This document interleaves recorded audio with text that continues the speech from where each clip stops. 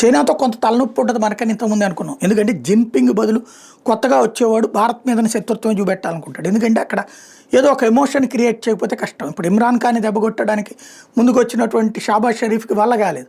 అదే సందర్భంలో ఆ లీనియస్ని క్యాష్ చేసుకుని ఏమైపోయాడు, ఇప్పుడు ఏకంగా రేపో మాపో ప్రెసిడెంట్ కాబోతున్నాడు అక్కడ మునీర్ అమెరికా సహకారంతో. ఎందుకు భారత్ మీదనికి గొడవ చేయగలిగాడు కాబట్టి. అట్లాగే చైనాలో జిన్పింగ్ మొన్న ఆపరేషన్ సింధూర్ సందర్భంగా పాకిస్తాన్కి ఆయుధాలు ఇచ్చి భారత్ని దెబ్బకొట్టేటటువంటి దాంట్లో కీలక పాత్ర పోషించాడు. తెరాజు వస్తే ఆయుధాలన్నీ విఫలమైన భారతదేశం దెబ్బకి. ఇప్పుడు అదే జిన్పింగ్ కనిపించకపోవడానికి కారణం అవుతుందా? జిన్పింగ్ అది కొన్ని రోజుల నుంచి కనిపించట్లేదు. అలాగే ఆయనకున్న పవర్స్ వాళ్ళ సెంట్రల్ కమిటీ తీసేసి వేరే వాళ్ళకి ఇస్తుంది అంటే దాన్ని బట్టి అసలు అక్కడ ఈ ఆయుధాల తయారీ ఈ వ్యవహారం అంతా కూడా జిన్పింగ్కి సహకరించే కమ్యూనిస్టు నాయకులే ఆ ఆయుధ ఫ్యాక్టరీలు నడుపుతున్నారు. వాళ్ళ ఆయుధాలే ఫెయిల్ అయినాయి. దీన్ని బేస్ చేసుకునే ఇప్పుడు ఆయన పక్కన పెట్టారన్న చర్చ నడుస్తుంది.